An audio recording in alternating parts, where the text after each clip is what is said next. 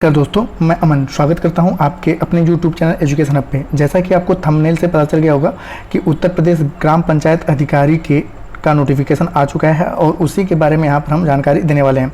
तो इसका नोटिफिकेशन जो जारी हुआ था वह 16/5/2023 यानी कि 16 मई 2023 को नोटिफिकेशन इसका जारी हुआ था और इसके फॉर्म अप्लाई करने की शुरुआत की जो तिथि है वह है 23/5/2023 और अंतिम डेट इसका है 12/6/2023 और इसका शुल्क जमा करने और संशोधन के अंतिम अर्थात इससे पता चलता है कि अगर फॉर्म में थोड़ी मोड़ी कुछ गड़बड़ी होगी, किस गड़बड़ियों पर संशोधन हम कर सकते हैं, उनकी जो अंतिम तिथि है वह है 19/6/2023। तो इसी तरह से फॉर्म के डिटेल में हम आगे की ओर बढ़ते हैं।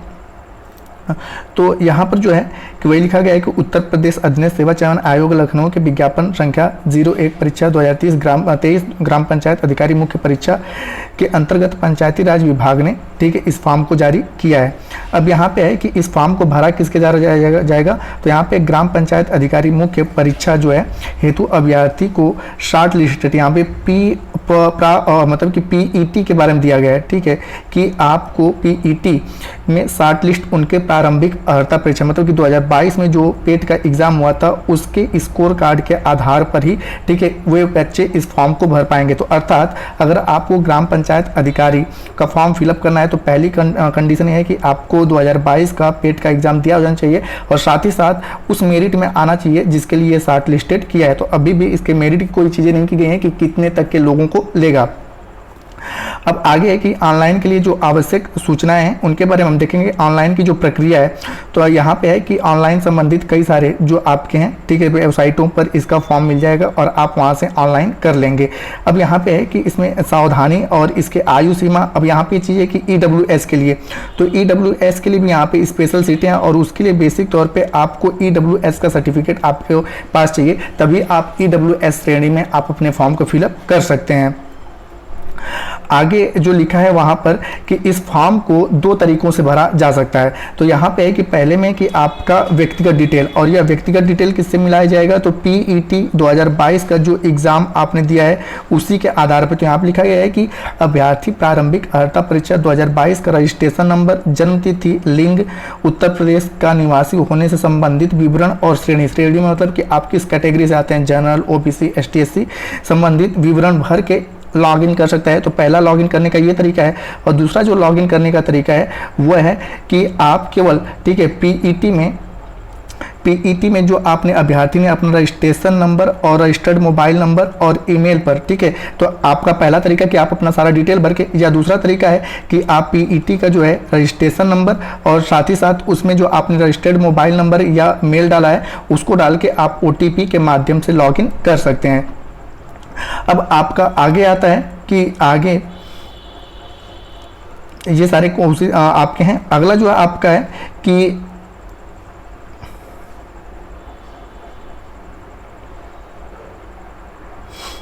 आवेदन करने के लिए क्या क्या चीज़ें आपका, तो आवेदन करने के लिए आप मैंने बता दिया आपका। फिर अगला आता है कि आवेदन करने के लिए, तो यहाँ पर बेसिक तौर पे है कि लॉगिन करने के उपरांत इस भाग में अभ्यर्थी को प्रारंभिक अर्हता परीक्षा 2022 में दी गई अपनी व्यक्तिगत सूचनाएं जैसे कि नाम, पिता पति का नाम, माता का नाम, उत्तर प्रदेश का निवासी होने से संबंधित विवरण, EWS और 36 आरक्षण से संबंधित जन्म तिथि, लिंग आदि सारे आपको स्वतः क्या हो जाएंगे, भर जाएंगे। मतलब कि आप केवल और केवल पीईटी का अपना इंफॉर्मेशन भरेंगे, उसके बाद ये जो पहला आपका सूचना है सारी की सारी सूचनाएं भर दी जाएंगी और यही वो सूचनाएं हैं कि इनमें आप किसी भी प्रकार का संशोधन आप नहीं कर सकते, ये सारे संशोधन नहीं कर सकते। याद रखिएगा कि जैसे ही आपने पीटी का आपने अपना सारा मतलब कि पीटी का रजिस्ट्रेशन नंबर और मोबाइल नंबर आपने डाला, उसके बाद जो सूचनाएं आपको प्राप्त होंगी उसमें आप किसी भी प्रकार का संशोधन नहीं कर सकते हैं। अब उसी के बारे में ये सारी चीज़ें आपको PDF भी मैं आपको उपलब्ध करा दूंगा। ठीक है, अगला जो आपका बेसिक तौर पे कह रहा है कि यहाँ पे देखिए कि फोटो तथा हस्ताक्षर, इस भाग में अभ्यर्थी द्वारा पीईटी 2022 में अपलोड की गई फोटो तथा हस्ताक्षर स्वतः प्रदर्शित होगा। अभ्यर्थी द्वारा इनमें कोई संशोधन अथवा परिवर्तन नहीं किया जा सकेगा। अभ्यर्थी फोटो तथा हस्ताक्षर व्यू करने के उपरांत कंटिन्यू बटन को क्लिक करते ही अगले पृष्ठ पर चले जाएंगे। तो जैसा कि मैंने बताया कि जैसे ही आप लॉग इन करेंगे और जितनी भी सूचनाएं आपको मिलेंगी उन सूचनाओं में आप कोई संशोधन नहीं कर सकते हैं। आगे का आपका है कि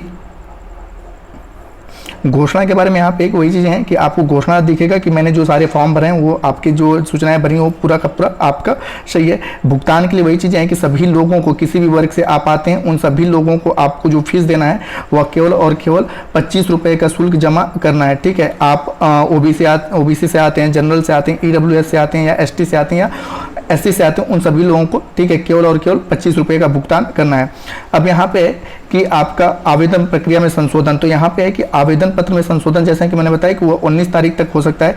और इसमें है कि अभ्यर्थी आवेदन शुरू करने के उपरांत ही अपने आवेदन पत्र में संशोधन कर सकते हैं। इसके लिए अभ्यर्थी को वेबसाइट के मुख्य पृष्ठ पर एप्लीकेशन सेगमेंट के अंतर्गत दिए गए एप्लीकेशन डाटाबेस में जाकर प्रारंभिक अर्हता परीक्षा 2022 के रजिस्ट्रेशन के माध्यम से लॉगिन करना होगा। और लॉगिन करने के उपरांत अभ्यर्थी को संदर्भित विज्ञापन के सामने प्रदर्शित मॉडिफाई एप्लीकेशन बटन पर क्लिक करके वेरिफिकेशन कोड दर्ज करना होगा। तदुपरांत विद्यार्थी जो है registration mobile number, email ID पर एक OTP जाएगा और इस OTP को सबमिट करके फॉर्म में संशोधन वह कर सकता है। और इसमें बेसिक तौर पर मैंने कहा ना कि किन किन चीज़ों में संशोधन, तो आपने बताया कि जो भी सूचनाएं आपकी पेट में दी गई हैं उन सूचनाओं में आप संशोधन नहीं कर सकते हैं। आप संशोधन किस में कर सकते हैं, तो अपने नाम की वर्तनी में पिता पति के नाम और पत्राचार का जो बेसिक तौर पे पता अगर आपका गलत हो गया है, या EWS के 36 आरक्षण में या जाति में या लिंग में, ठीक है, इन संबंधित चीज़ों में केवल आप संशोधन कर सकते हैं। फोटो और हस्ताक्षर बिल्कुल आप संशोधन नहीं कर सकते हैं, नहीं आप अपना मोबाइल नंबर बदल सकते हैं, नहीं मेल ID को बदल सकते हैं। तो यहाँ पर इन्हीं चीज़ों में केवल संशोधन हो सकता है।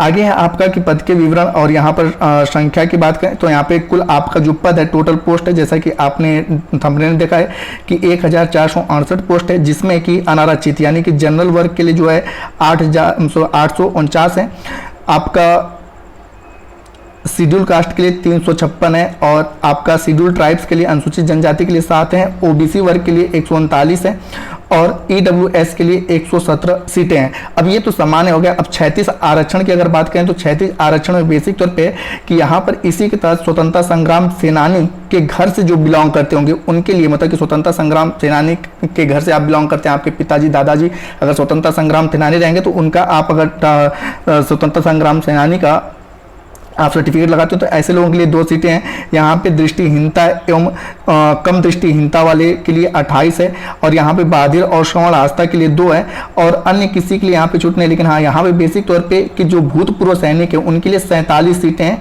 और महिलाओं के लिए 36 आरक्षण के तहत 270 सीटें यहाँ पर हैं। तो ये इस फॉर्म का डिटेल रहा। आई थिंक कि आपको सारी चीज़ें समझ में आ गई होंगी। अन्य जानकारी के लिए, ठीक है, आप टेलीग्राम को से जुड़ सकते हैं। ये पूरा का पूरा PDF आपको टेलीग्राम पे मिल जाएगा। तो वीडियो के अंत तक बने रहने के लिए धन्यवाद।